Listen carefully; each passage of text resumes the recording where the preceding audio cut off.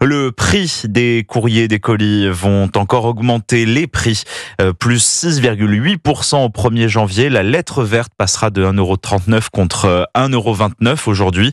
La Poste justifie cette augmentation par le contexte d'inflation et de baisse des volumes du courrier.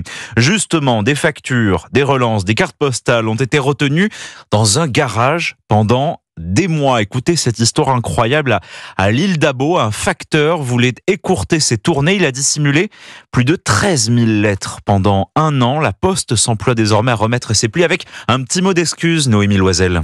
Dans la boîte aux lettres de Marlène, 14 courriers datés de novembre à mai.